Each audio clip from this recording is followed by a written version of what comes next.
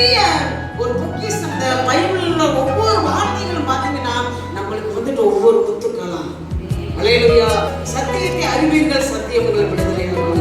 முறுக்கடான சூழ்நிலை ஆண்டவருடைய நோக்கி நம்ம ஜெபிக்கிறப்ப அந்த வார்த்தைகளை கொண்டு அப்பா நீங்க சொல்லியிருக்கீங்களே எனக்கு ஒத்தாசை